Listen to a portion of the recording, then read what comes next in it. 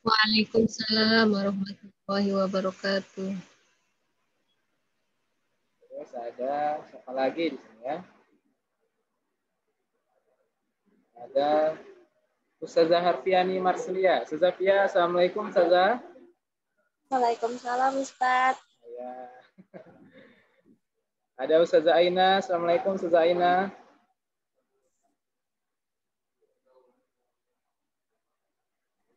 Waalaikumsalam Ustaz. Aina sudah hadir juga. Apalagi di sini ya? Yang dari SMP, kira-kira dari SMP ada? Ustaz Riki, Ustazah Nurbaiti, dan Ustazah Ibta. Oke, alhamdulillah ya. Selanjutnya kita sapa dulu untuk pematerinya. Insya Allah narasumber pada kesempatan kali ini ada Mbak Ais ya. Assalamualaikum Mbak Ais. Waalaikumsalam warahmatullahi wabarakatuh.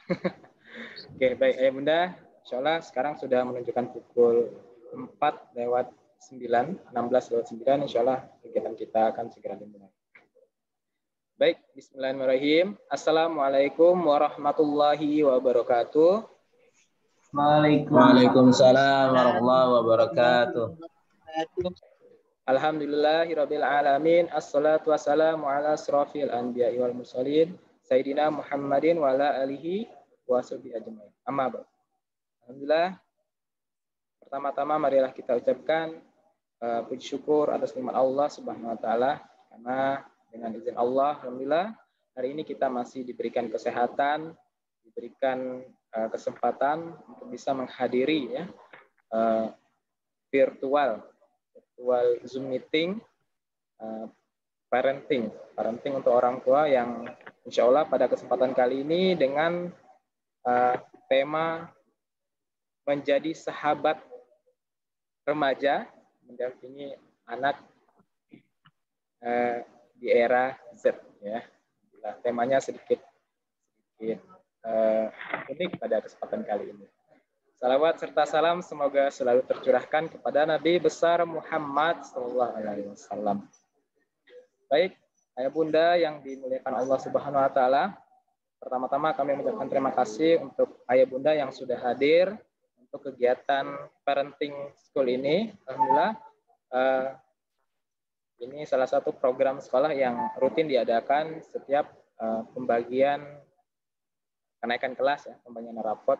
Biasanya kita selalu melakukan parenting school, dan karena kita di era pandemi, sekarang ini sedang pandemi COVID, maka parenting kita alihkan dari parenting tatap muka ke parenting tatap maya. Ya, alhamdulillah. Insya Allah untuk kegiatan hari ini kita akan melaksanakan kegiatan Zoom meeting yang insya Allah pada hari ini sudah hadir narasumbernya Ibu Ais ya. Ais Masitah ya. Dia ini kami bacakan dulu sedikit biografinya. Nama beliau Ais Masitah, MPSI psikolog ya. Dan juga alhamdulillah sudah hadir di tengah kita ada Kepala SMP ITB Insani Ustadz Agustin, sudah hadir Ustazah, Ustadz Gun, dan lain-lainnya. Baik Ayah Bunda, untuk memulai agenda Zoom meeting kita pada sore hari ini, marilah kita bersama-sama mengucapkan lafaz basmalah. Bismillahirrahmanirrahim. Bismillahirrahmanirrahim. Untuk agenda yang pertama, insya Allah ada tilawah Al-Quran yang nanti akan dibacakan oleh Ustadz Gun Gunandi SPD. Kepada Ustadz Gun, kami persilakan. Terima kasih. Assalamualaikum.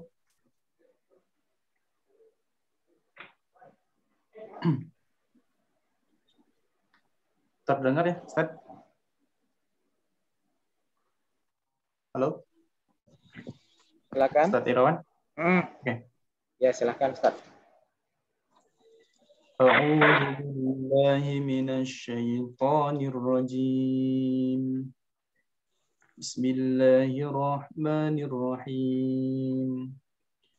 وَلَقَدْ آتَيْنَا لُقْمَانَ الْحِكْمَةَ أَنِ اشْكُرْ لِلَّهِ وَمَنْ يَشْكُرْ فَإِنَّمَا يَشْكُرُ لِنَفْسِهِ وَمَنْ كَفَرَ فَإِنَّ اللَّهَ غَنِيٌّ حَمِيدٌ وَإِذْ قَالَ لُقْمَانُ لِابْنِهِ وَهُوَ يَعِظُهُ يَا بُنَيَّ لَا تُشْرِكْ بِاللَّهِ إِنَّ الشِّرْكَ لَظُلْمٌ عَظِيمٌ وَوَصَّيْنَا الْإِنسَانَ بِوَالِدَيْهِ حَمَلَتْهُ أُمُّهُ وَهْنًا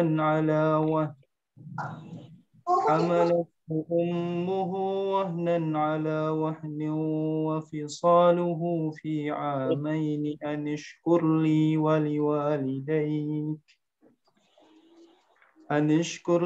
ولوالديك إلي المصير وإن جاهداك على أن تشرك بي ما ليس لك به علم فلا تطعهما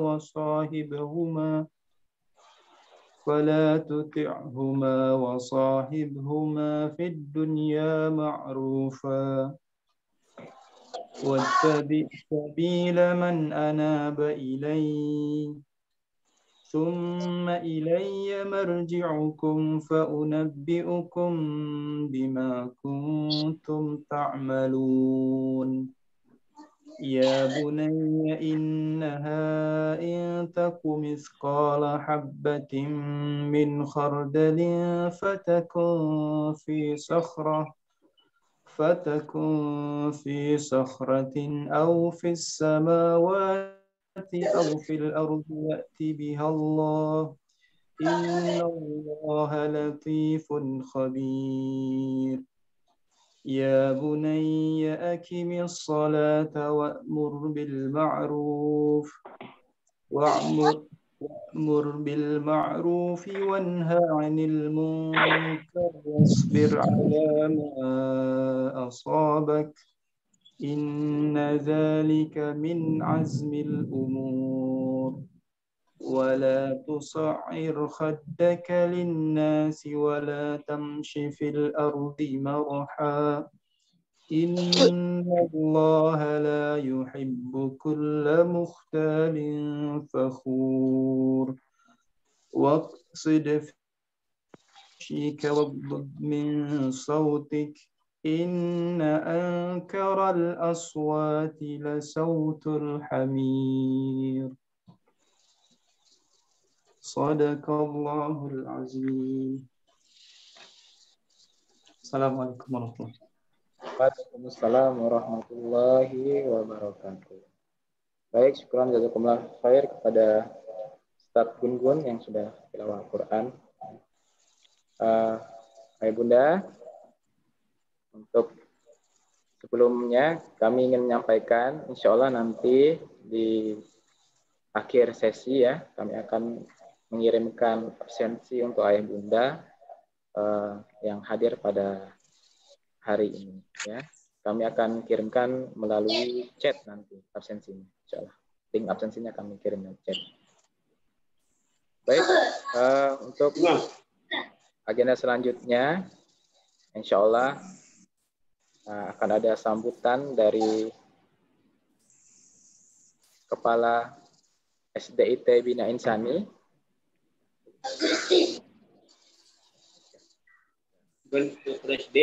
Ya, Kepala SMP IT Bina Insani.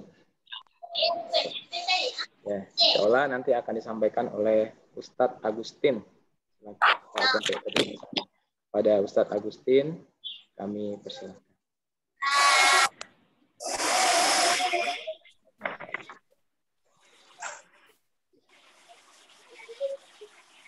Bismillahirrahmanirrahim. Assalamualaikum warahmatullahi wabarakatuh. Waalaikumsalam. Alhamdulillah warahmatullahi wabarakatuh.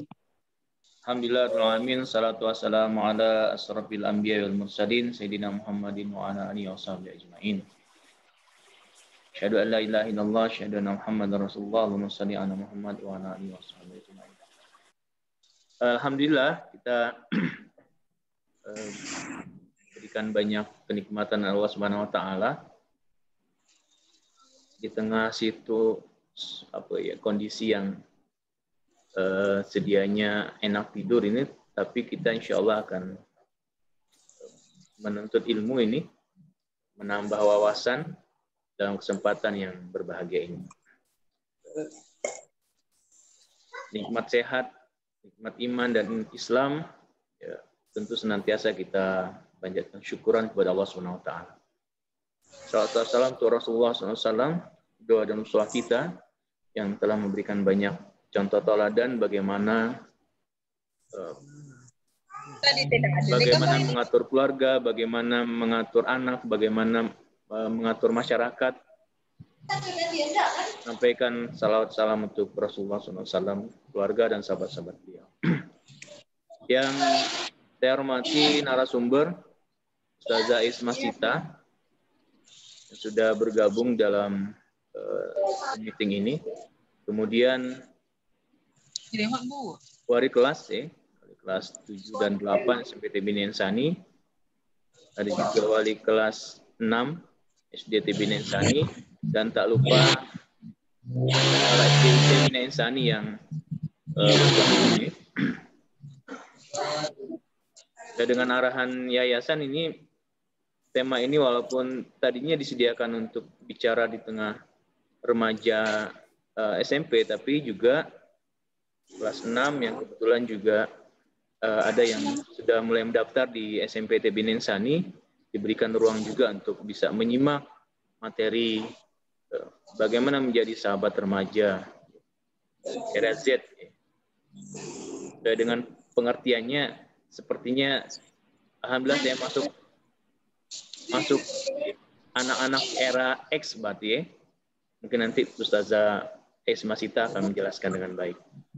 Bapak Ibu sekalian yang saya hormati, yang saya muliakan, serta juga yang lain yang hadir.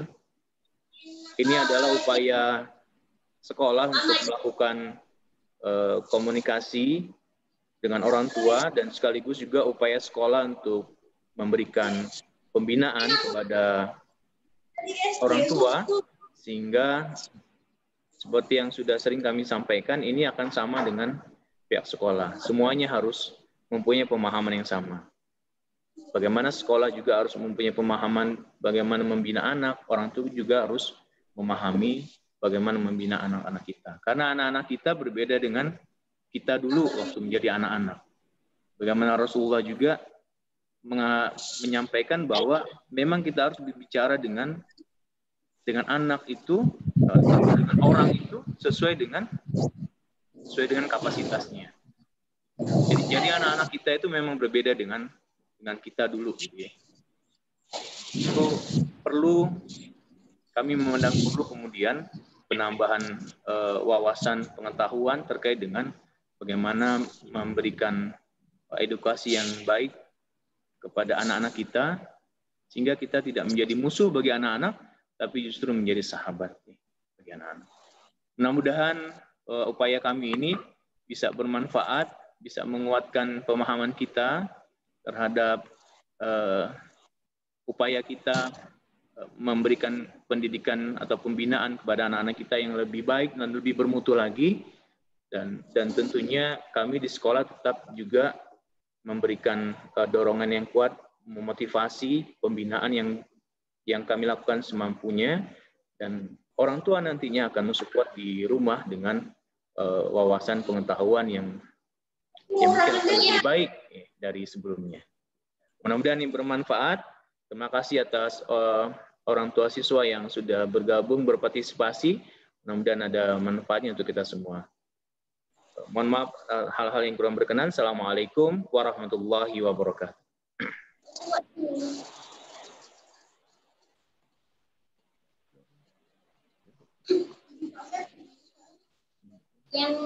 Yang rapun tidak mati Baik. Syukran jazakallahu khair kepada Ustaz Agustin yang sudah memberikan sambutan ya, pengantar untuk kegiatan Zoom meeting kita pada sore hari ini. Baik, ayah bunda yang dimuliakan Allah Subhanahu wa taala. Alhamdulillah tadi sudah disampaikan dari Kepala SDITB Insani, Ustaz Agustin, untuk maksud dan tujuan kita melaksanakan atau mengadakan kegiatan Zoom meeting pada sore hari ini. Dan insya Allah pada kesempatan kali ini, yang seperti yang kami sampaikan, untuk narasumber kita pada sore hari ini akan disampaikan oleh Ibu Ais Masitah ya. Sebelum kita mendengarkan paparan materi beliau, mungkin izinkan kami dulu menyampaikan sedikit biodata beliau. Insya Allah namanya Ibu Ais Masitah, MPSI psikolog. Beliau lahir di Aceh tanggal 12 Juli tahun 1993. Alamatnya di Jalan Komplek Perumahan Gria Permata, Blok B11. Untuk aktivitas beliau saat ini, beliau seorang psikolog di Growth Psikologi Center dan psikolog pusat pembelajaran keluarga. Beliau juga menyelesaikan pendidikan S1 di UAD Jakarta, jurusan psikologi, dan S2-nya juga, plus profesinya di UGM. Itu mungkin sedikit biodata atau biografi tentang beliau. Insya Allah nanti Mbak Ais akan menyampaikan langsung biodatanya lebih lengkap. Sebelumnya kami sapa dulu. Assalamualaikum Mbak Ais. Waalaikumsalam Ustaz Irawan. Sudah ya, sudah hadir. Gimana kabarnya? Alhamdulillah. Baik ya. Sehat ya. Mungkin Mbak Ais mengingat waktu juga sudah pukul 16.25 ya, setengah 5. Mungkin langsung saja kita ke materi pada sore hari ini. Kepada Mbak Ais kami persilakan. Baik, terima kasih Ustaz Irawan. Assalamualaikum warahmatullahi wabarakatuh. Waalaikumsalam warahmatullahi wabarakatuh. Alhamdulillahirabbil alamin, hamdan syakirin, hamdan na'imin, hamdan yufi ni'amahu wa yukafi'u mazidah. Ya Rabbana lakal hamdu kama yanbaghi li jalali wajhika wa 'azimi sultanik. Rabbi shrah li sadri wa yassir li amri wahlul 'uqdatam min lisani yafqahul qawli, amma ba'du. Alhamdulillah ayah bunda semuanya, apa kabar? Mudah-mudahan semuanya senantiasa dalam keadaan sehat gitu ya. Tidak hanya sehat fisiknya, tapi mudah-mudahan juga imannya, psikisnya juga senantiasa Allah karuniai kesehatan gitu ya. Insya Allah sore hari ini kita akan lebih banyak gitu ya berdiskusi, kemudian saling refleksi gitu tentang apa ya. Jadi kalau saya sehari-harinya kan seringnya itu di ruang konsultasi gitu ya, di menerima cerita, banyak cerita dari baik para orang tua maupun dari para remaja, anak-anak gitu. Nah mungkin ini kita akan sharing gitu ya. Mudah-mudahan ada banyak hikmah, ada banyak nilai-nilai yang bisa kita ambil gitu untuk kita refleksikan secara bersama gitu. Jadi hari ini itu kita akan membahas tentang gimana sih caranya menjadi sahabat remaja gitu. Dan memang eranya sekarang kalau anak-anak remaja kita itu ada di generasi Z gitu. Jadi kalau saya itu ada di generasi, kalau saya 93, lahiran 93, saya ada di generasi milenial.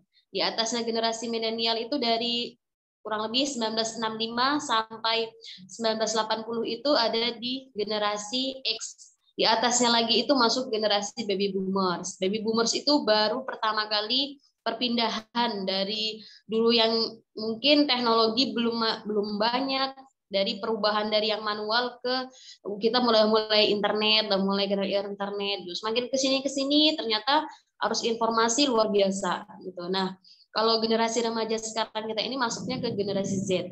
Di bawah generasi Z itu dari 2010 yang lahirnya 2010 ke atas itu masuk ke generasi alpha. Jadi mungkin cucu-cucu gitu ya. Kalau kita punya cucu yang baru lahir, anak saya itu yang lahirannya 2019 gitu ya.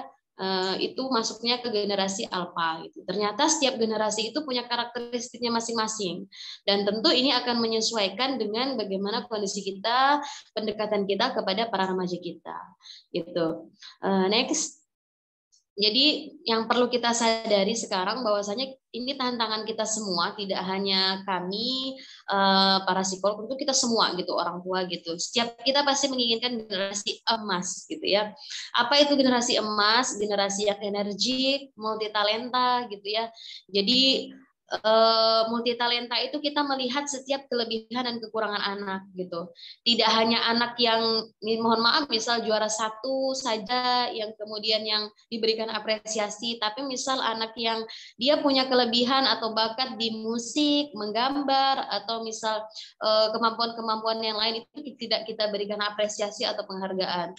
Tentu tidak demikian gitu. Tapi generasi yang multitalenta adalah kita melihat setiap anak itu adalah berharga, setiap anak itu adalah istimewa gitu. Sekalipun anak yang mohon maaf berkebutuhan khusus, mereka istimewa dengan kondisinya yang mereka miliki. Kemudian generasi yang aktif ini termasuk generasi yang nggak malas-malesan gitu ya, mager gitu ya. Semua kita pasti menginginkan generasi yang seperti ini. Kemudian yang mempunyai nilai spiritualitas yang tinggi. Jadi meskipun arus globalisasi yang sedemikian rupa, meskipun banyak tantangan yang luar biasa, tapi mereka tetap memiliki keyakinan yang satu, memiliki akidah yang lurus, memiliki akhlak yang baik gitu. Ibadahnya oke, prestasi oke gitu ya, dengan prestasi dengan tentunya dengan bakat dan talenta mereka masing-masing gitu. Ini adalah 4 karakteristik gitu ya, generasi emas yang pasti kita semua orang tua, pendidik, kemudian itu masyarakat tuh pasti menginginkan anak-anak yang demikian gitu. Nah, tapi kita harus menyadari bahwasanya kita sekarang ada di era yang memang tidak terlepas dari arus informasi yang luar biasa gitu ya. Yang di next selanjutnya itu kita akan belajar ternyata banyak gitu perubahan-perubahan, bahkan mungkin kalau kita refleksikan gitu 2 tahun ini kita mengalami adaptasi yang luar biasa dari yang dulu mungkin bertemu saling menyapa gitu, tapi mungkin sekarang sangat terbatas pertemuan dan yang lain-lain. Tentu kita beradaptasi dengan kondisi-kondisi ini. Nah, ternyata yang perlu kita sadari ternyata perubahan-perubahan ini juga harus kita sadari gitu, karena mau tidak mau, sadar atau tidak sadar, ini akan berdampak pada kondisi kita gitu. Jadi kemarin itu saya sempat ngisi gitu di remaja-remaja, ternyata problem remaja sekarang ini juga mereka sering sekali merasa berkonflik dengan orang tua gitu. Ternyata perbedaan pendapat itu sering sekali hadir di tengah-tengah keluarga gitu. Jadi mungkin si anak pinginnya ini, si orang tua pinginnya ini gitu ya. Nah, kemudian tidak terselesaikan gitu, atau misal tidak tersampaikan gitu. Si anak tidak bisa mengekspresikan emosinya, tidak bisa mengekspresikan keinginannya gitu.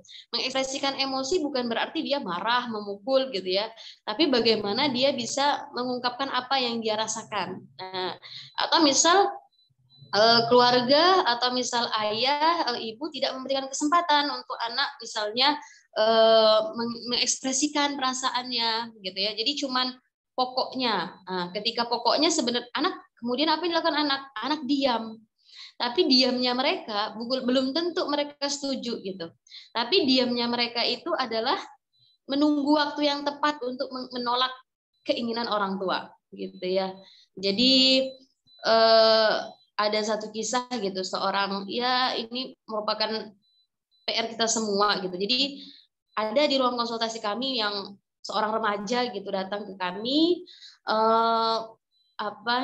dengan prestasi yang luar biasa gitu ya. Jadi dia adalah juara umum, kemudian termasuk anak yang hampir jarang sekali keluar kecuali ada kebutuhan. Jadi memang setiap hari dia belajar, terus belajar, ya aktivitasnya hanya belajar gitu ya. Jadi bermain sesekali gitu. Suatu ketika dia bertemu dengan masalah yang luar biasa gitu. Jadi dia berkonflik dengan temannya, di mana ini adalah kasus bullying. Jadi dia dibully sama teman, kebetulan teman laki-lakinya. Nah akhirnya sampai dia ada perasaan aku ingin bunuh diri, aku ingin mengakhiri hidupku karena aku merasa aku tidak berdaya, aku tidak mampu, aku buruk, pokoknya masa depanku udah hancur gitu.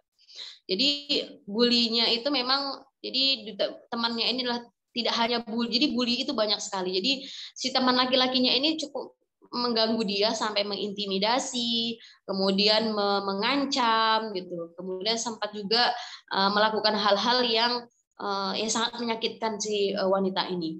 Ternyata dampaknya begitu luar biasa kepada kondisi psikis si perempuan ini gitu, sampai dia mengatakan aku nggak mau, aku rasanya pingin mati aja gitu.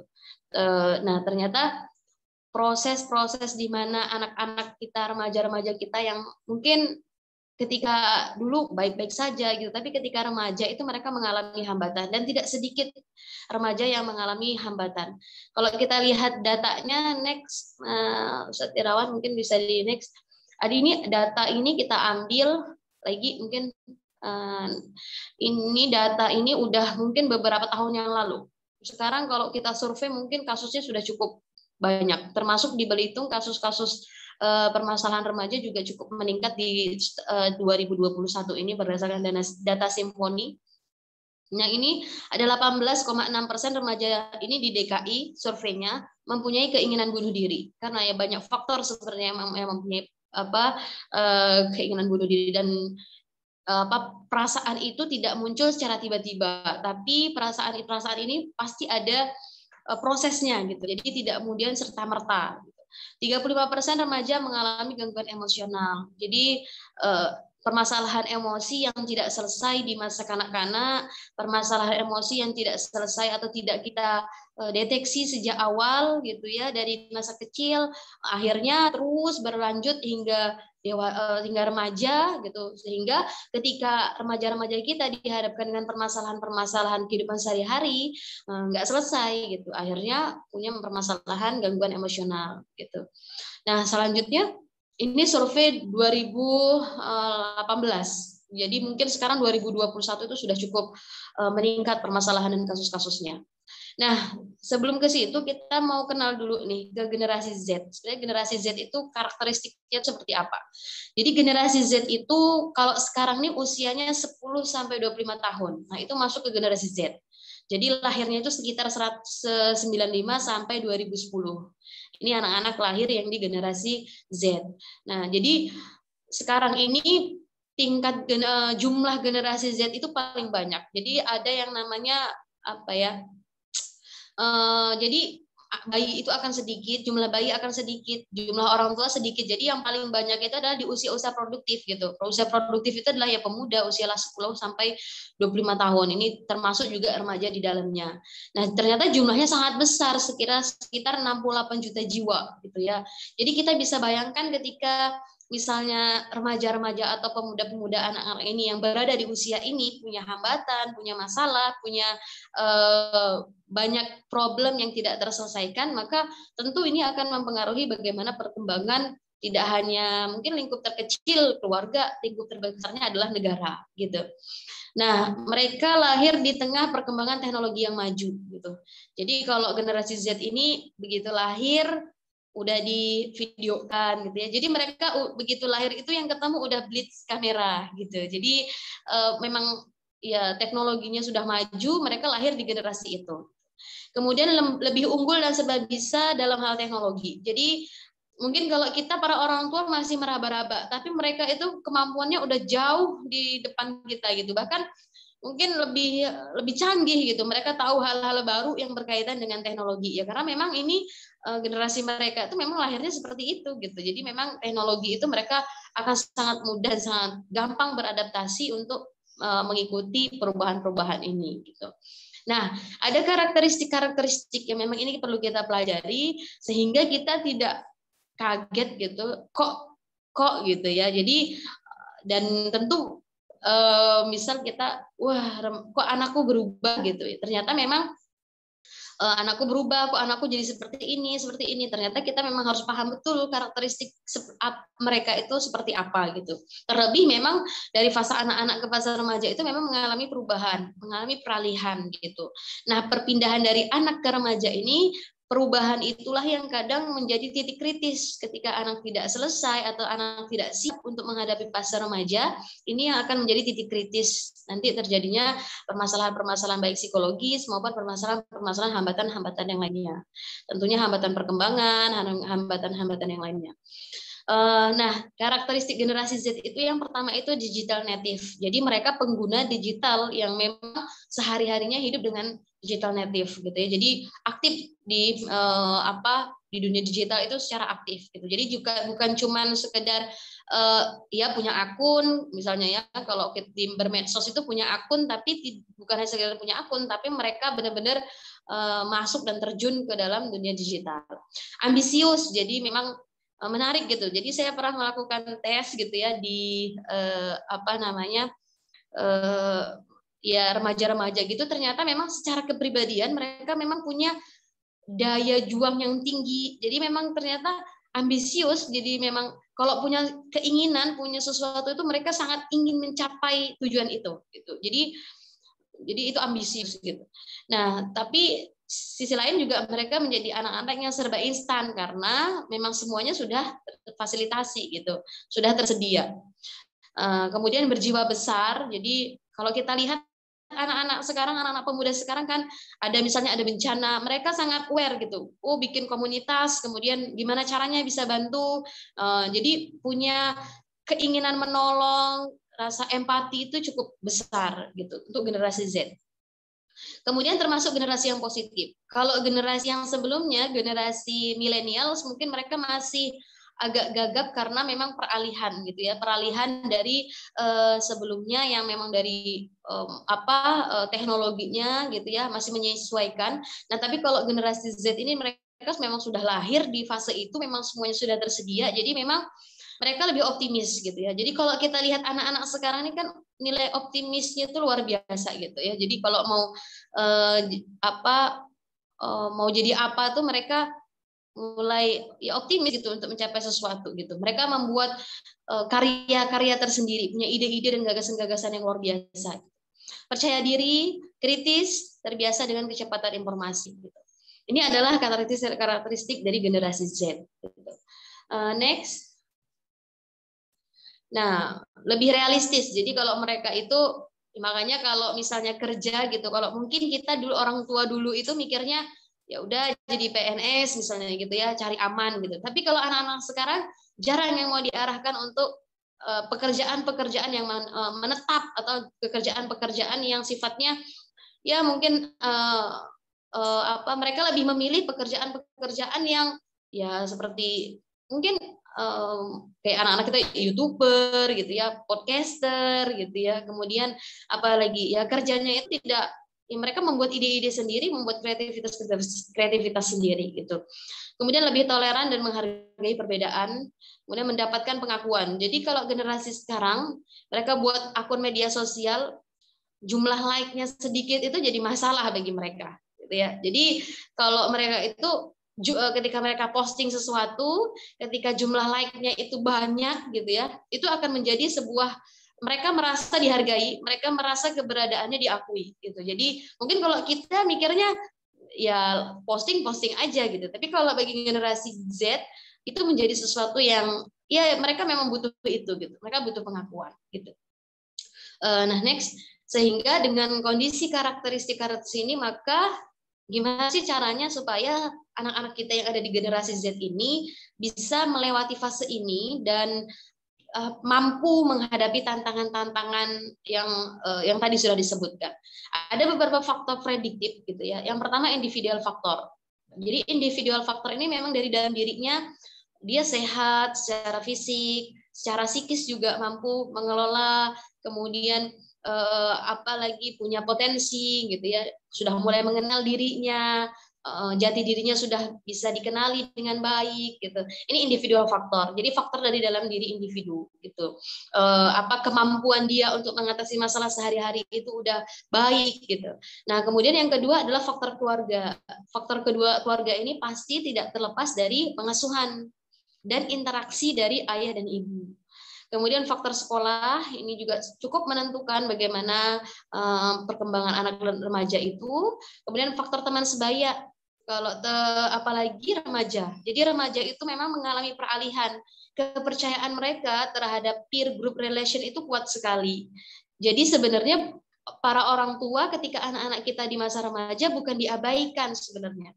Atau misalnya kok anakku mulai nggak aware sama aku misalnya gitu. Sebenarnya bukan itu, tapi mereka juga sedang beradaptasi. Jadi mereka mulai merasa nyaman, merasa memang butuh pengakuan dari teman sebayanya gitu. Memang mereka fasenya di situ. Jadi intimasi kedekatan dengan teman sebaya itu jauh lebih besar daripada sosok orang dewasa lainnya seperti orang tua. Faktor komunitas, lingkungan keagamaan, lingkungan masyarakat ini juga menentukan gitu ya bagaimana anak-anak itu bisa bertahan dan bisa menghadapi tantangan-tantangan yang luar biasa. Nah, tapi saat sore ini kita akan fokus ke faktor keluarga. Faktor keluarga. Jadi keluarga itu keluarga itu dikatakan berfungsi secara optimal gitu, berfungsi secara baik di dalam keluarga yang itu akan mempengaruhi kondisi anak-anak dan remaja gitu ya. Di next selanjutnya kita akan belajar tentang itu. Jadi yang pertama itu adalah next lagi. Jadi kapan keluarga itu dikatakan berfungsi baik? Jadi ketika keluarga berfungsi secara baik, secara optimal gitu ya, keluarga-keluarga itu adalah keluarga-keluarga yang memiliki ketahanan yang luar biasa, maka ini akan sangat berdampak terhadap kondisi anak gitu. Nah, next selanjutnya, yang pertama itu adalah minimnya konflik di dalam keluarga. Jadi sebenarnya yang terjadi itu keluarga, mohon maaf bukan keluarga, tapi remaja, anak-anak kita itu sebenarnya juga bingung gitu. Jadi kalau kemarin itu saya tanya ke remaja, apa sih sebenarnya problem utama kalau teman-teman itu kira-kira di keluarga itu apa gitu. Ternyata salah satunya itu adalah konflik dengan misalnya ayah atau ibu terkait pendapat atau komunikasi gitu. Jadi misalnya si anak pinginnya X, si ibu pinginnya X, atau misalnya konflik-konflik yang ya kecil tapi bisa menjadi konflik besar gitu ketika tidak terselesaikan. Nah, indikasi yang pertama itu ketika keluarga berfungsi dengan baik adalah minimnya perselisihan antara orang tua dan anak. Bukan berarti nggak pernah ada konflik, tapi konflik yang ada itu diminimalisir gitu ya. Jadi karena anak akan melihat gitu ya, ketika orang tua konflik gitu, kan dampak kekerasan dalam rumah tangga atau dampak perceraian orang tua dan konflik orang tua itu kan anak akan melihat bagaimana cara penyelesaian orang tua. Nah, ketika perselisihan orang tua, apalagi anak misalnya remaja melihat gitu orang tuanya berkonflik gitu, terus dibawa terus sampai sehari-hari gitu, kemudian konfliknya nggak terselesaikan dan anak tidak melihat orang tua saling berdamai atau misalnya saling minta maaf gitu. Nah, anak juga akan belajar dari bagaimana cara orang tua menyelesaikan permasalahan itu. Nah, semakin minim perselisihan antara orang tua dan anak, ini berarti keluarga semakin berfungsi dengan baik. Bukan berarti tidak pernah berkonflik, tapi konflik yang ada itu bisa diselesaikan dan ya intensitasnya tidak sering seperti itu. Kemudian yang selanjutnya ada kesempatan untuk menyatakan keinginan atau perasaan atau pendapat gitu. Jadi ketika anak-anak kita kadang tuh meskipun idenya itu aneh-aneh atau meskipun kadang tuh ya misalnya anak kita lagi nangis atau lagi marah gitu. Mereka lagi butuh nangis, butuh marah gitu. Nah, apa yang kita lakukan? Apakah kita segera menghentikan mereka misalnya udah nggak usah nangis? Atau kenapa sih marah-marah gitu. Padahal saat itu misalnya mereka sedang butuh untuk mengekspresikan perasaan mereka. Nah, ketika emosi atau perasaan mereka ini tidak tersalurkan gitu ya, jadi mereka akan membangun persepsi sendiri gitu.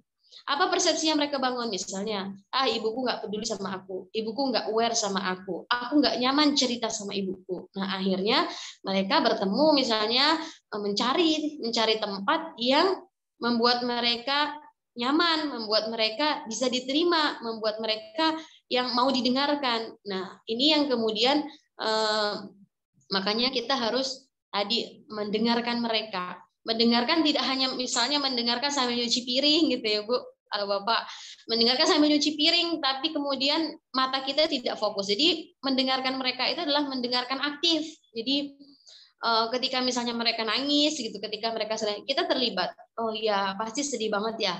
Pasti sedih banget ya Kak ya. Pasti kalau laki-laki misalnya, oh ya Bang, Abang marah ya. Jadi kita validasi perasaan mereka gitu.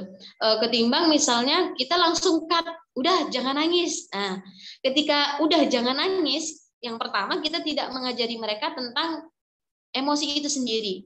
Jadi kita mengabaikan emosi itu. Seolah emosi itu selesai, tapi sebenarnya tidak selesai karena kita tidak menyadari sepenuhnya emosi itu. Nah, emosi yang tidak tersadari sepenuhnya, tidak terselesaikan sepenuhnya, ini yang kemudian akan tertumpuk terus. Suatu saat dia akan menjadi emosi yang luar biasa gitu. Kalau itu emosinya negatif ya akan menjadi sosok yang bisa mengerikan gitu ya. Jadinya nanti efeknya jadi ketika dia tidak terfasilitasi bisa menyakiti diri sendiri, bis itu apalagi ya memukul, membanting yang ekstrim gitu. Itu karena bisa jadi karena ya tadi perasaannya dia itu tidak terfasilitasi dengan baik. Kemudian penuh kasih sayang dan pengayoman. Gitu ya. Jadi saya pernah ketemu klien 2020 sampai 2021, awal 2021.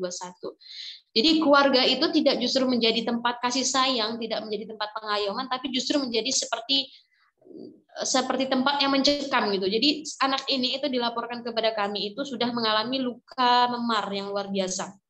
Jadi di bagian kepalanya sini itu ada luka benturan yang cukup keras. Jadi ternyata anak ini sama ibu kandungnya sendiri ini dihantangkan ke tiang pintu. Tiang pintu. Jadi sampai bagian kepalanya ini sampai robek gitu. Kemudian kakinya itu dipukul pakai benda tajam. Jadi jalannya dia itu agak agak bengkok gitu ya. Jadi tidak seperti sewajarnya gitu. Kemudian banyak luka-luka di tubuhnya, banyak luka sayatan, banyak bekas-bekas luka gitu. Nah, ternyata dari mana dia dapat seperti itu? Ternyata dari keluarganya sendiri gitu. Dari yang melakukan itu adalah ibu dan kakak kandungnya sendiri. Jadi dan itu satu dari banyak kasus yang kami tangani yang ternyata fungsi keluarga tidak berfungsi dengan baik gitu. Jadi bukan justru jadi tempat pengayoman, tapi justru malah jadi sumber keburukan, sumber kehancuran bagi anak gitu. Dan tentu orang tua yang melakukan seperti itu entah sadar atau tidak sadar gitu ya, pasti mereka punya disfungsi, punya masalah gitu. Jadi keluarganya tidak berfungsi dengan baik gitu. Sehingga ya tadi banyak perilaku-perilaku yang justru membuat anak itu menjadi bermasalah. Anaknya salah enggak gitu ya dalam hal ini, ya tentu anak yang lahir itu memang dari kecil dia itu sudah mendapatkan kekerasan, sudah mendapatkan tidak mendapatkan kasih sayang di dalam keluarga gitu. Jadi maka keluarga harus berperan untuk memberikan kasih sayang dan pengayoman. Dan ini kisah nyata real ada di Belitung gitu. Next. Selanjutnya adalah penerapan disiplin yang positif. Boleh enggak kalau misalnya penerapannya pakai fisik gitu ya. Ada hal-hal yang memang diperbolehkan untuk hukuman fisik, tapi ada hal-hal yang memang tidak dianjurkan. Kenapa? Karena ternyata dampak hukuman fisik itu tidak hanya membekas sehari 2 hari, tapi bertahun-tahun gitu ya. Jadi dampaknya sampai bertahun-tahun. Maka yang dianjurkan adalah penerapan disiplin yang positif gitu. Jadi bukan kepatuhan yang ditanamkan, tapi adalah kesadaran. Gitu. Kemudian memberikan kesempatan untuk mandiri, berpikir, dan merasa, dan berperilaku. Jadi memberikan kesempatan untuk anak tumbuh dan berkembang. Kadang memang ada kekhawatiran orang tua, anakku ini kayaknya masih kecil, belum bisa ngambil keputusan sendiri gitu. Tapi ketika kita tidak sadar, kadang kita tidak sadar waktu terus berjalan, dan kita tidak memberikan kesempatan untuk anak-anak kita untuk bisa punya keterampilan untuk memecahkan masalah sendiri, akhirnya tahu-tahu udah remaja, anak-anak nggak bisa punya kesempatan itu. Dihadapkan dengan masalah-masalah sehari-hari saja, mereka tidak punya kemampuan untuk mengatasi atau problem solving untuk mengatasi masalah tersebut. Kemudian saling menghargai dan menghormati antar anggota keluarga. Jadi ayah dan ibu saling menghargai ayah dan anak. Nah, ini menjadi tanda kutip ketika misalnya yang pertama tadi tidak terpenuhi, interaksi antara ayah dan ibu tidak terjalin dengan baik. Kadang kita ya itu manusiawi gitu ya Bapak Ibu. Ketika misalnya ibu konflik dengan bapak, terus bawa-bawa anak gitu, itu bapakmu, nah misalnya gitu ya, itu ayahmu dan sebagainya, sehingga ayah buruk di mata anak gitu, dan anak membuat persepsi sendiri, oh ternyata ayah tuh seperti itu ya, oh ternyata ayah tuh jahat ya sama ibu, oh ternyata ayah tuh gini-gini, tanpa mengetahui apa masalahnya gitu. Jadi karena emosi ibu yang misalnya ada kesal, marah dengan ayah. Nah, akhirnya kan kemudian memperlakukan seperti itu, memperlakukan misalnya itu ayahmu dan lain-lain sebagainya. Yang padahal yang belum selesai siapa? Emosi ibunya yang belum selesai. Akhirnya berdampak ke anak gitu. Sehingga anak ya tadi, jadi kalau anak tidak menghargai ayah itu karena bisa jadi halo efek dari apa yang dilakukan ibu gitu. Jadi dari informasi yang didapatkan oleh ibu. Terlebih ketika ada perilaku-perilaku yang menguatkan gitu. Nah, jadi udah rasa menghargai, rasa menghormati itu udah mulai terkikis gitu. Ya, karena konflik dalam individu-individunya sebenarnya tidak selesai gitu. Nah, kemudian saling menghargai dan saling menghormati antar anggota keluarga sama tadi ini terkopas. Next, selanjutnya emosinya harus memiliki emosi yang stabil, bukan harus sebenarnya. Karena emosi ini tidak bisa terlepaskan dari kondisi kita. Jadi semakin kita tidak punya emosi yang stabil, ini sangat berdampak kepada anak, gitu ya. Ada musyawarah keluarga dan pemecahan masalah. Jadi ada waktu ketika ada masalah daripada terus berlarut, banting barang, kemudian atau misalnya bapak ibu menyendiri, gitu ya, dalam waktu yang cukup lama dan itu dilihat oleh anak, dan itu sangat tidak baik berdampak pada anak. Maka lebih baik musyawarah, duduk bersama, selesaikan masalahnya, gitu. Jadi anak, oh ketika ada masalah seperti ini cara pemecahannya, anak akan ikut. Nah, kemudian meningkatkan nilai-nilai spiritualitas. Ternyata semakin baik nilai spiritualitas, maka akan semakin baik keluarga itu berfungsi dengan baik gitu. Tapi kok ada yang keluarganya spiritualitasnya sepertinya bagus, tapi kok enggak menjadi apa-apa, pasti ada yang salah dalam prosesnya. Kita tidak bisa mengambil kesimpulan dari sedikit yang terlihat di permukaan, karena sebenarnya yang tidak terlihat itu ada banyak gitu. Nah, jadi orang tua memiliki emosi yang stabil ini akan kita bahas, akan kita refleksikan di slide selanjutnya gitu. Ternyata kira-kira apa sih dampak emosi atau perilaku orang tua terhadap anak? Di slide ini kita bisa belajar, ayah bunda, kita bisa pelajari gitu ya. Ada kotak di situ, kotak. Jadi ternyata emosi apa yang dominan dari orang tua itu sangat berdampak kepada perilaku atau berdampak pada anak. Ya, contohnya emosi yang hadir itu orang tua sering memukul, apalagi kalau sampai marah itu sampai nunjuk-nunjuk mata, sambil ya kadang kan kalau kita emosi nggak sadar gitu ya Bapak Ibu, sampai nunjuk-nunjuk mata, sambil memukul, pokoknya kita ada pada emosi yang sangat tinggi. Nah, atau misal kita memaki, lihat aja kalau kamu jadi mengancam gitu ya, mengancam anak-anak. Hasilnya apa Bapak Ibu? Jadi anak menjadi kasar dan suka memberontak gitu. Jadi dia ketika kita marah gitu ya, ketika kita maki-maki misalnya, itu mereka diam. Tapi itu akan menjadi berdampak kepada perilaku mereka gitu. Apa dampak kepada perilakunya? Ya udahlah nanti kena marah juga gitu. Jadi anak itu tidak ada kesempatan untuk ya karena bapakku bakal marah juga sama aku gitu. Tapi misalnya dia pulang telat gitu ya, pulang telat terus karena emosi bapaknya juga masih ada masalah misalnya dengan yang lain, kebawa ke anak gitu ya. Nah, terus akhirnya anak menjadi yang mereka pikirkan adalah yang ngulangin kesalahan yang sama gitu. Jadi malah justru perilakunya itu resisten, terus berulang gitu. Jadi dipukul lagi, dimarah lagi gitu ya, perilaku kasar lagi. Makanya dampak kekerasan ya terhadap anak itu dampaknya itu enggak sehari 2 hari, tapi Masya Allah itu jangka panjang gitu. Contoh yang kedua, emosi yang dominan itu adalah emosi khawatir Suka menasehati, bagus nggak ayah bunda suka menasehati? Bagus, tapi ada porsinya. Terkadang ketika terlalu sering gitu, jadi ketika misalnya anak sedang marah atau sedang berkonflik, justru bukan memberikan nasihat, tapi kita tanya perasaan mereka gitu. Jadi itu akan lebih sangat mudah. Jadi kenapa ketika kita berdiskusi dengan remaja, ketika langsung dinasehati gitu ya, apa yang terjadi? Mereka juga ingin mengungkapkan apa yang mereka rasakan sebenarnya. Nah, jadi ketika kita berikan nasihat, besok dia ulangi lagi. Udah sih, udah dinasehatin, tapi diulangin lagi. Besoknya kita nasehatin, diulangin lagi. Nah, karena ternyata ya apa sih kita berikan nasihat? Biasanya dominannya kan kita karena khawatir, sehingga kita berikan nasihat terus gitu.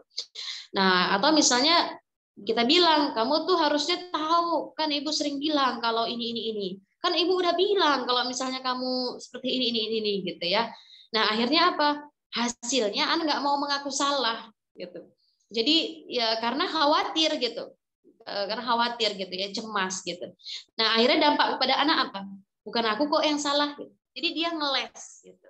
Ngeles. Jadi nggak mau nggak mau mengakui kalau aku itu salah. Itu dampak kepada anak. Sehingga penghargaan terhadap diri sendirinya rendah. Jadi aku memang ini sih buruk, aku memang jelek, aku memang nggak layak. Nah, jadi konsep dirinya juga bermasalah. Ketika penghargaan terhadap diri rendah, apa yang terjadi?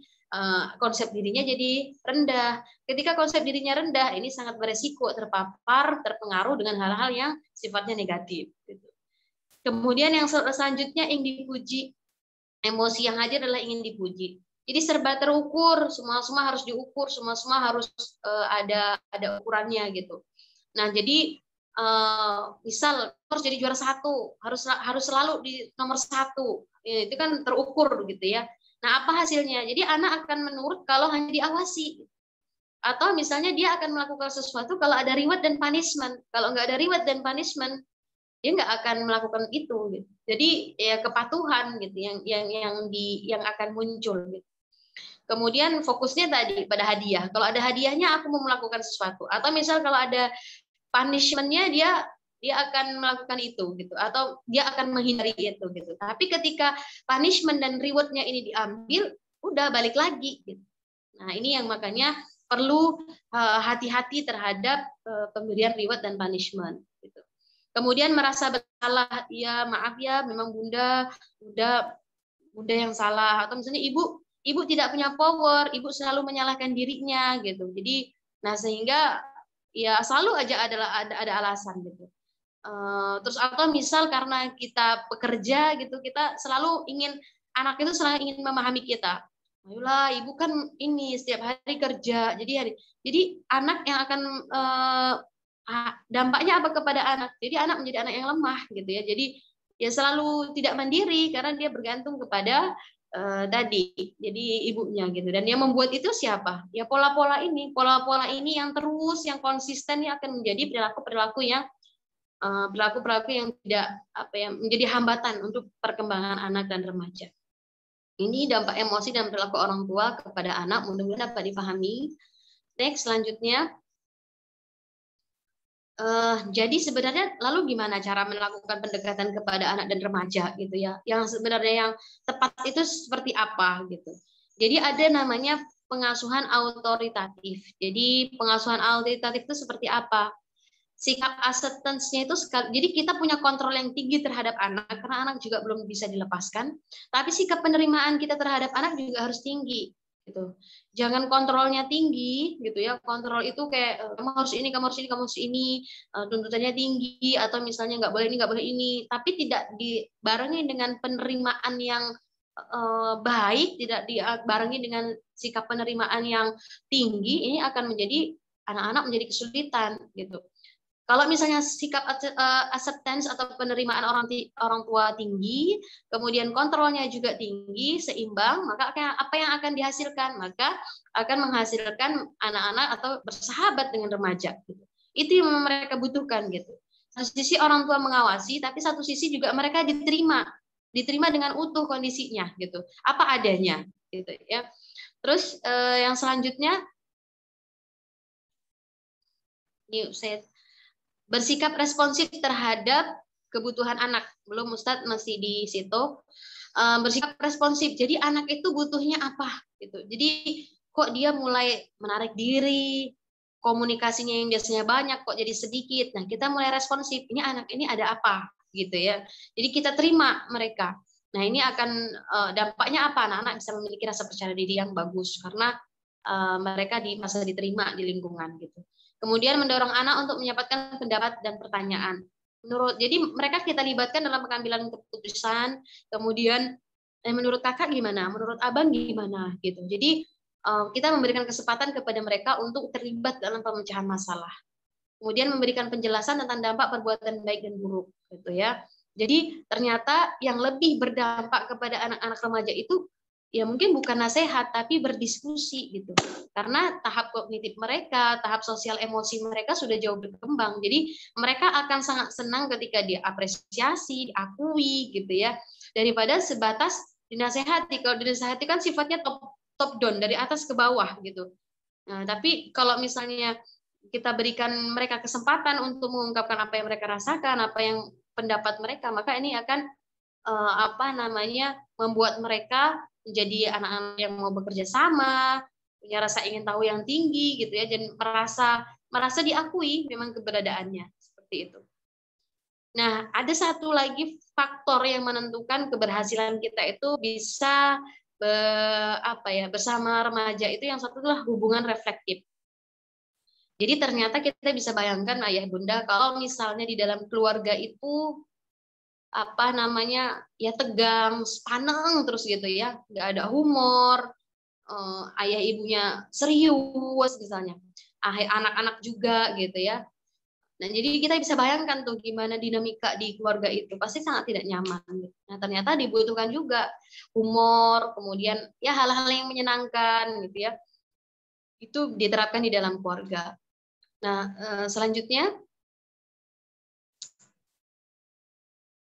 hubungan reflektif itu jadi kita tidak hanya sebatas misalnya kita langsung meng-cut atau misalnya kita harus punya kemampuan untuk bisa memahami isi dan hati anak itu dan kondisi mental anak gitu. Jadi sebelum kita melakukan sesuatu, sebelum kita merespon sesuatu, kita harus tahu nih apa yang dirasakan anak nih. Nih kebutuhan dia nih apa gitu. Jadi sensitif, peka dengan kondisi anak gitu ya. Tapi sebelum kita peka dengan kondisi anak, kita juga harus sensitif terhadap kebutuhan diri sendiri gitu. Misalnya Bapak Ibu lagi lelah gitu. Oh, lagi nggak baik-baik saja, misalnya lagi capek gitu.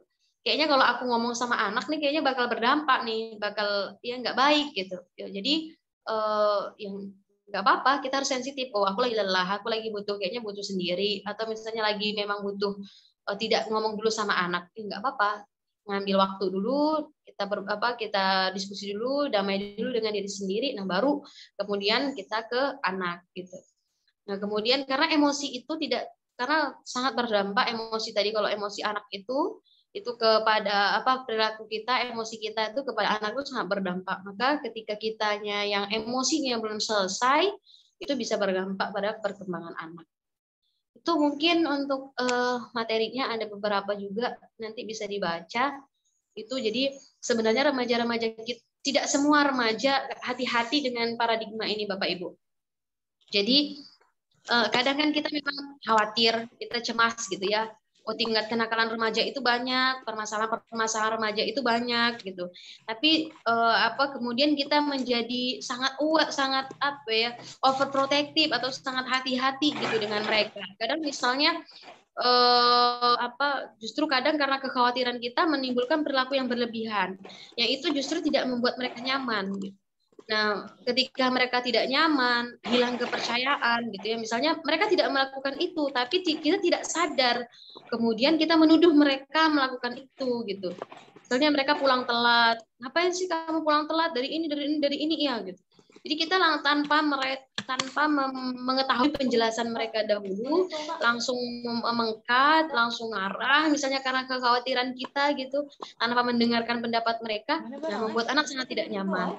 Nah, konflik-konflik kecil ini bagi remaja itu menjadi sesuatu sekali gitu, karena mereka mau nggak mau hidup di keluarga.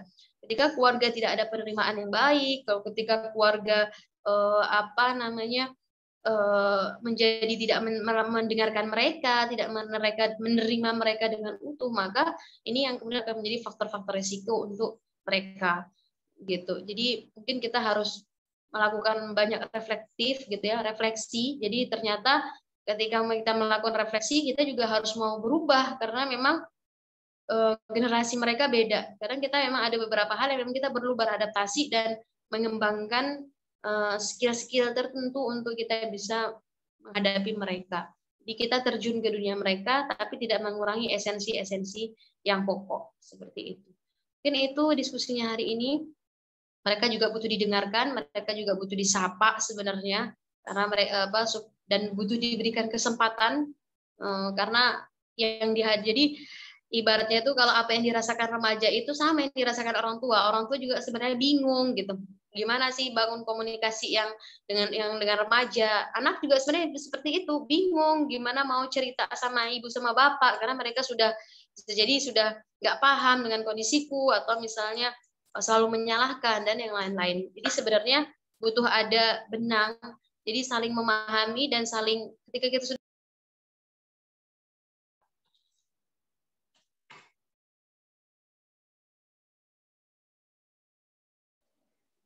Maaf Mbak Ais, itu suaranya.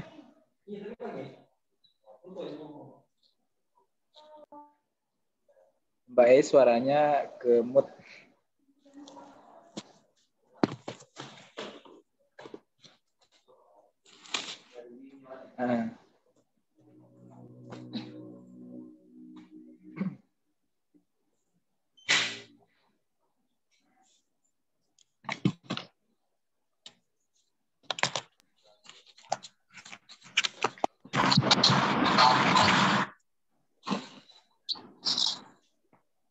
Oke. Mohon maaf ya Bunda, tadi mungkin beliau kepencet ya. Jadi suaranya termut.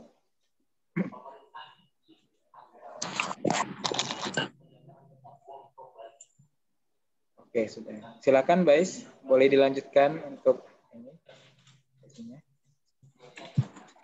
Ya, jadi mohon maaf ya. Jadi ini sudah materinya, nanti mungkin bisa dilanjutkan dengan sesi diskusi. Oke, baik.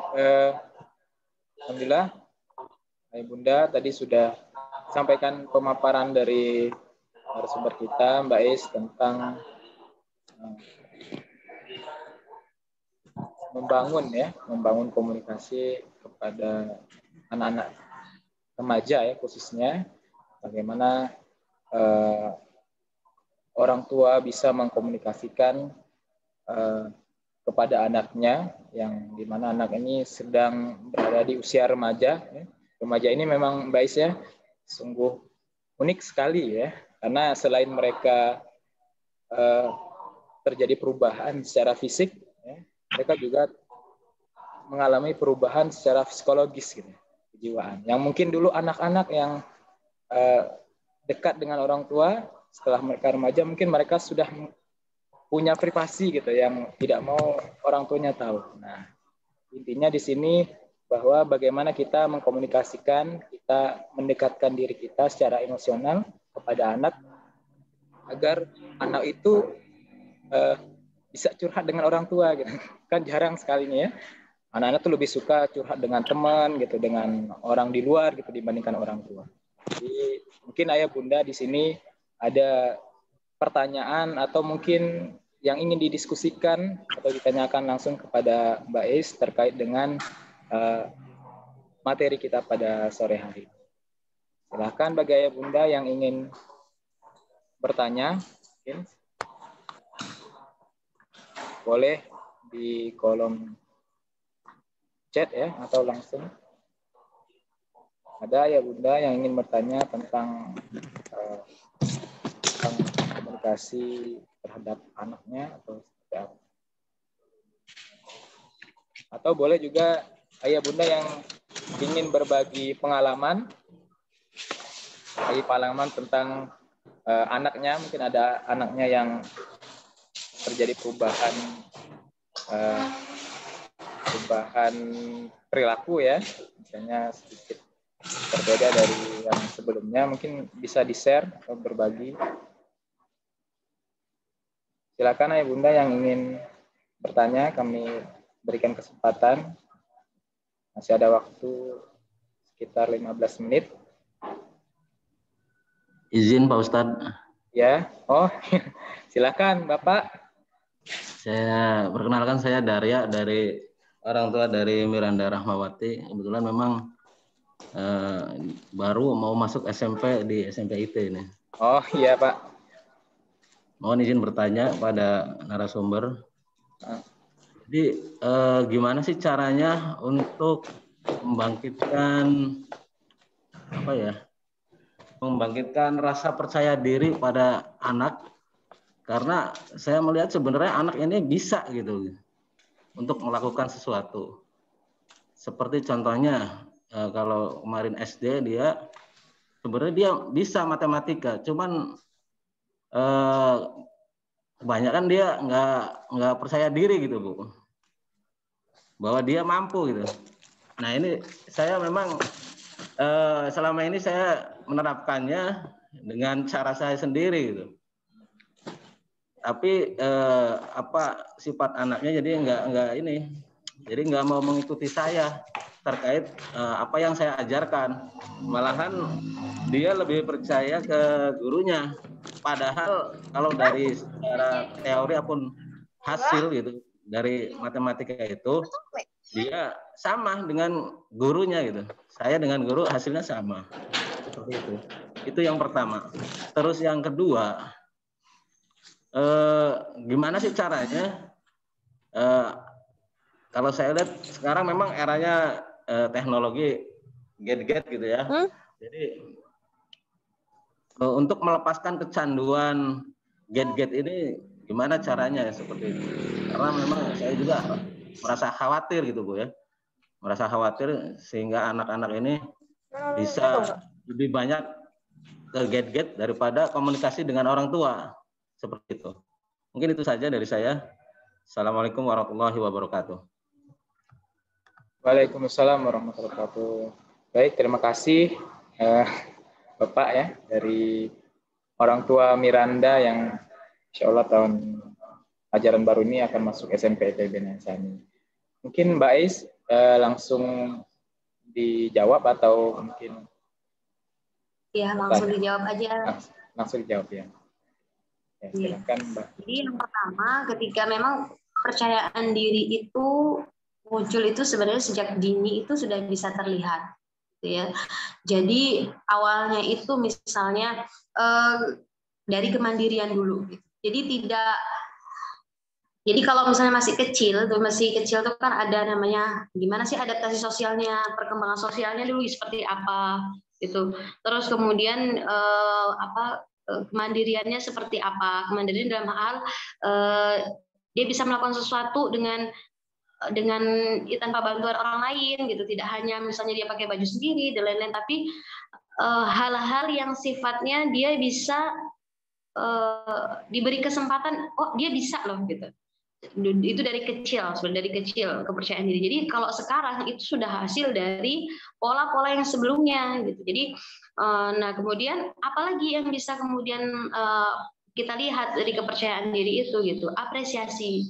Apresiasi ini tidak hanya ketika dia sedang berhasil mencapai tujuan, tapi ketika dia gagal pun itu tetap kita berikan apresiasi sehingga anak berorientasi tidak pada hasil, tapi lebih berorientasi pada proses. Nah kemudian kenapa kepercayaan anak itu lebih memilih guru daripada orang tua gitu. Nah sebenarnya bisa jadi mereka juga ingin sebenarnya bercerita kepada orang tua, dan bisa jadi mereka sebenarnya mendengarkan apa yang dikatakan orang tua gitu. Tapi kadang untuk mengekspresikannya karena memang tidak terbiasa dan tidak dilatih gitu ya. Nah sehingga sulit gitu. Maksudnya ya sepertinya mereka cuek dengan kita, sepertinya mereka tidak mendengarkan kita gitu. Tapi sebenarnya dalam diamnya mereka tuh tidak sepenuhnya mereka mengabaikan gitu. Seperti itu. Jadi bisa jadi guru hanya memperkuat apa yang kemudian disampaikan oleh ayah. Kemudian beri ruang pada mereka mengekspresikan apa yang dirasakan. Ini penting banget gitu. Jadi ketika mereka, salah satu kenapa sih mereka bisa punya kepercayaan diri yang bagus gitu, mereka diberi kesempatan untuk mengungkapkan pendapat mereka, mereka diberi kesempatan untuk mengungkapkan apa yang mereka rasakan gitu. Jadi misalnya ketika mereka tadi suka matematika, kita boleh tanya ke mereka apa sih rasakan tentang, bukan merasakan ketika kamu mendapatkan misalnya prestasi gitu di bidang matematika, apa yang kamu rasakan? Nah, jadi dari apa yang mereka rasakan, ternyata anak ini seperti ini gitu. Dan itu tidak terlepas dari karakter individu, yang artinya ada karakter kepribadian yang mereka seperti apa, karakter khas, karakter individual itu juga tidak bisa lepaskan gitu. Jadi untuk melihat anak itu nggak terlepas dari karakternya mereka. Ada yang anak-anak yang introvert, ada yang ekstrovert, ada yang mereka sukanya cerita, ada yang nggak sukanya cerita gitu. Nah, jadi kita harus paham betul tentang karakteristik, kondisi, kepribadian mereka juga harus tahu gitu kurang lebihnya seperti apa. Itu Pak mungkin tadi apresiasi. Dan biasanya kepercayaan diri itu muncul ketika mereka punya rasa aman. Ya, rasa aman. Jadi ketika anak-anak tidak punya rasa aman, mereka merasa terancam. Nah, inilah yang kemudian akan menghambat kepercayaan diri mereka. Atau mereka tidak bisa melihat kelebihan mereka. Nah, ini juga menjadi masalah gitu. Jadi mungkin yang dia lihat bagi orang lain, dia itu adalah kelebihan matematika, bagi dia itu bukan kelebihanku gitu. Nah, jadi ada sebuah proses yang kita bantu mereka, kita lead mereka untuk mereka tahu potensi dirinya dan mengenali dirinya. Entah itu kelebihan atau kekurangan. Jadi baik kelebihan maupun kekurangan itu harus mereka dikenali gitu. Jadi kayak misalnya dia termasuk kurang mampu mengelola emosinya, misalnya masih suka ngamuk atau misalnya sangat sensitif, itu juga kelebihan dan kekurangannya, dan itu memang harus kita ajarkan dan harus kita bantu, karena tidak semua sisi-sisi dalam dirinya itu bisa terlihat oleh dirinya sendiri, karena memang peran orang tua juga harus mengarahkan, membantu melihat dari sisi luar dari si anak ini. Tapi memang harus dengan pendekatan yang memang sesuai dengan kondisi remaja. Kadang dengan diskusi, kadang dengan ngajak jalan bareng, sambil jalan itu kemudian sambil ngobrol gitu. Jadi tidak melulu sebenarnya dalam konteks yang kaku gitu sih. Kurang lebih seperti itu, Bapak. Terima kasih. Baik.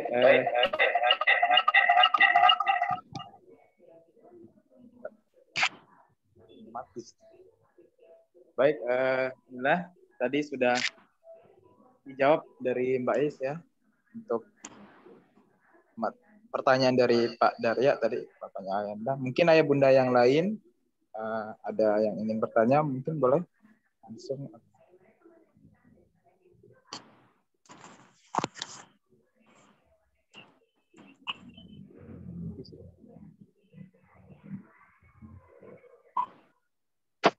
Ayah bunda, ada yang ingin bertanya tentang apa?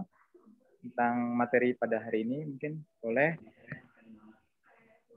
Mohon maaf tadi ya, laptopnya mati, jadi kami pakai handphone.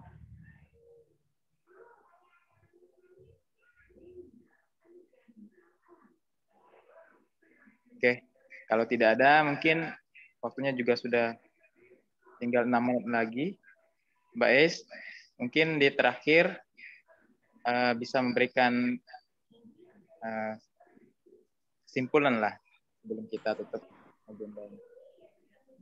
Ya, jadi sebenarnya kita semua itu sekarang sedang sama-sama berproses, gitu Bu ya. Jadi ayah bunda juga beradaptasi dengan proses perubahan remajanya. Sebenarnya anak-anak juga berproses karena menghadapi tantangan arus globalisasi sekarang itu tidak mudah, gitu ya. Terlebih tadi gadget gitu. Sebenarnya gadget itu ada sisi positif, ada sisi negatifnya.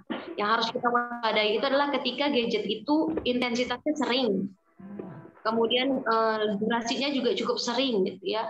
Nah, itu kemudian sampai mengganggu aktivitas yang lainnya. Nah, itu baru kita perlu waspada.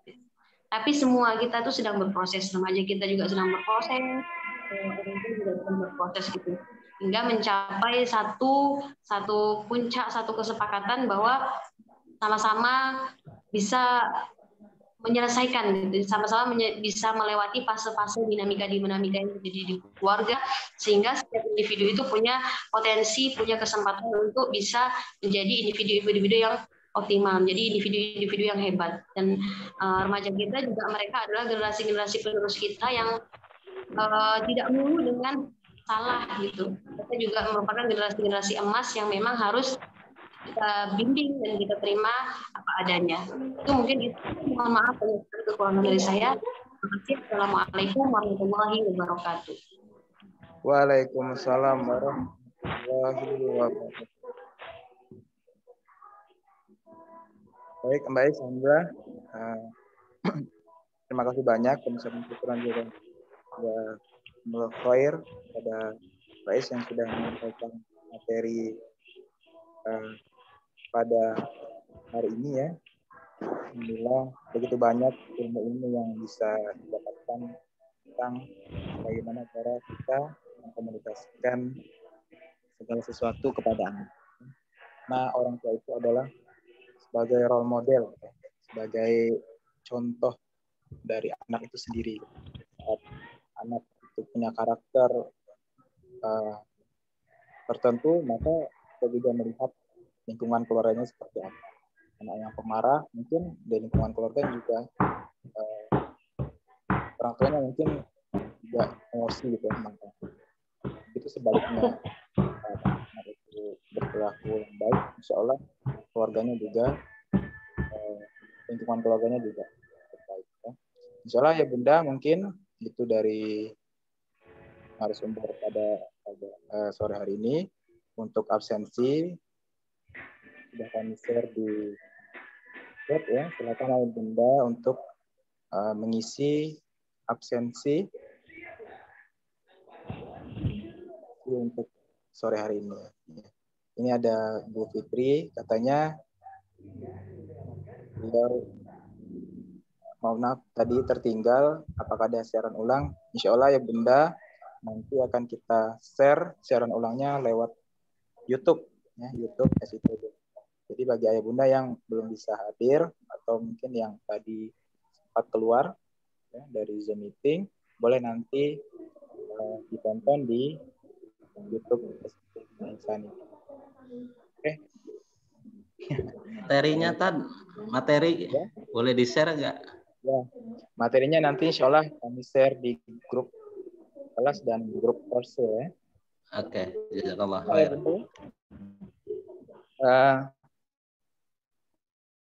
Untuk pertemuan hari ini, Bunda semua TK dari SD dan SMP yang sudah menyempatkan hadir untuk belajar bersama-sama sekolah ya. Semoga apa yang disampaikan menambah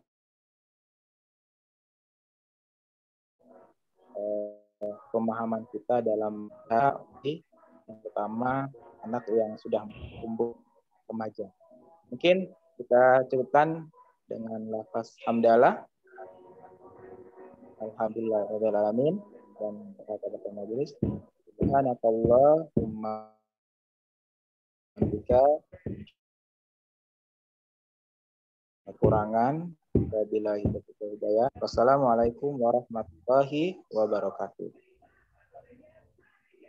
Silakan ayah bunda untuk isi absensi di chat. Izin live Yes. Sama-sama. Ya, assalamualaikum. Waalaikumsalam warahmatullahi wabarakatuh.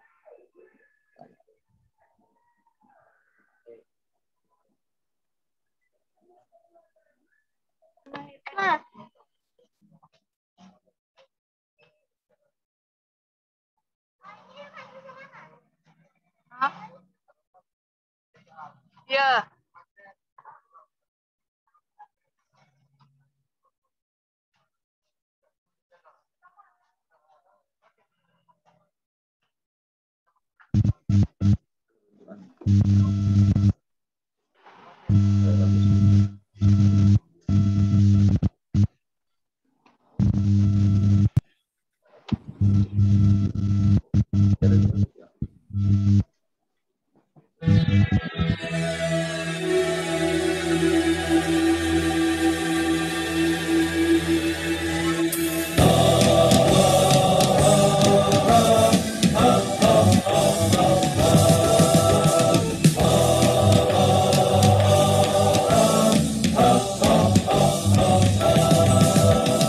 Dengan berbekal semangat kami melangkah, menjalin ukhuwah dengan tekad membaca, menuju mutu pendidikan Indonesia, melahirkan generasi cerdas mulia.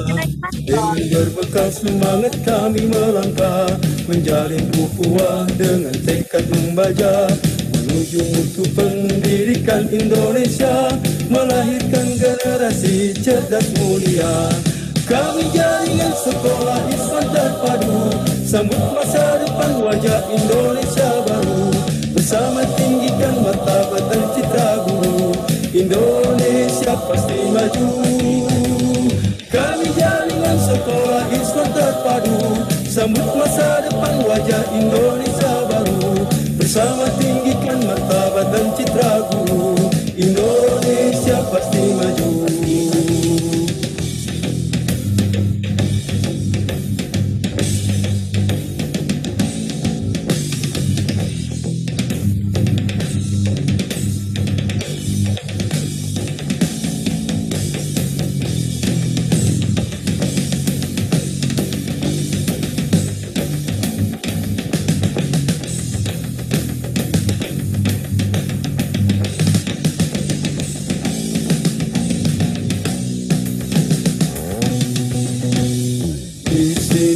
Tempat kami berkarya, menggapai harapan, meraih cita-cita, sebagai penggerak dan pemberdaya bangsa, wujudkan masyarakat adil dan sejahtera.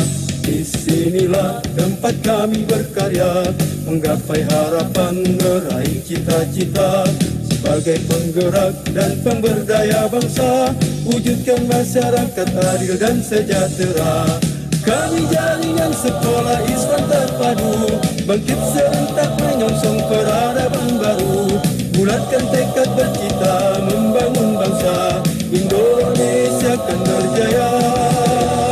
Kami jaringan sekolah Islam terpadu, bangkit serentak menyongsong peradaban baru, bulatkan tekad bercita membangun bangsa, Indonesia akan berjaya. Indonesia akan berjaya.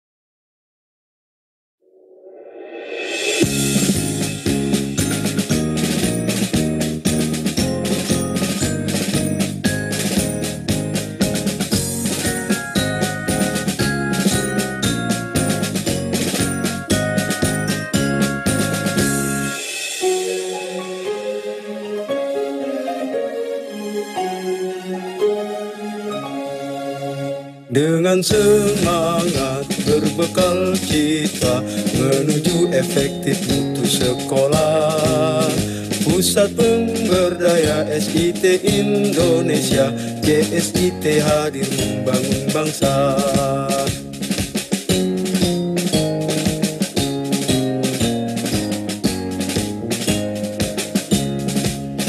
Dengan semangat berbekal cita menuju efektif mutu sekolah, Pusat Pemberdaya SIT Indonesia JSIT hadir membangun bangsa. Bangkitlah bangkit JSIT tercinta, lahirkan insan cerdas mulia. JSIT tercinta, harum pendidikan Indonesia. Bangkitlah bangkit JSIT tercinta, lahirkan insan cerdas mulia. Majulah maju JSIT tercinta, harum pendidikan Indonesia.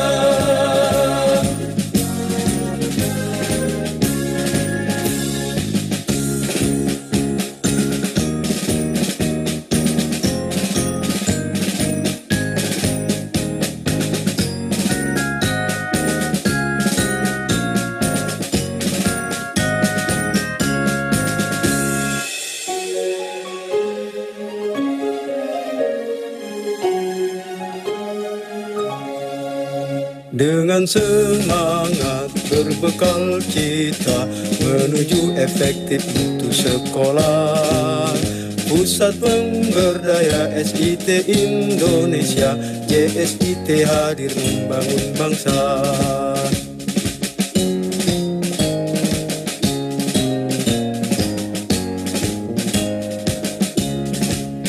Dengan semangat berbekal cita menuju efektif mutu sekolah, Pusat Pemberdaya SIT Indonesia, JSIT hadir membangun bangsa.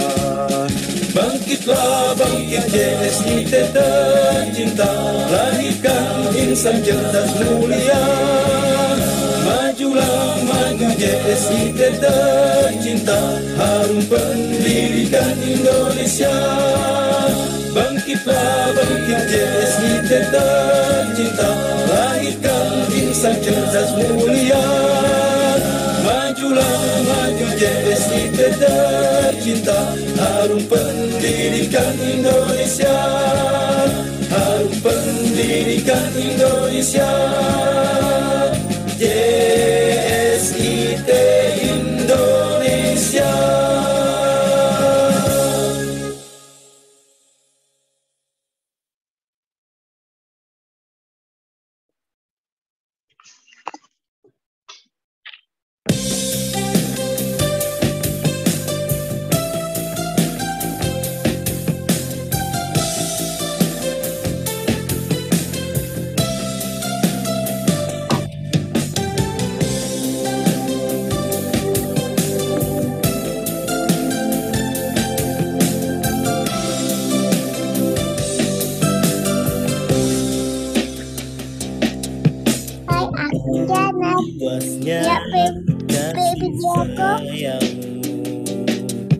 Begitu besarnya kecintaanmu kepada kami semua.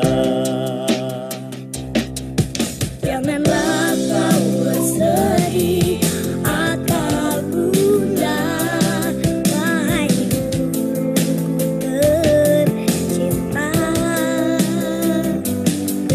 karena kami akan selalu ada bersama cintamu.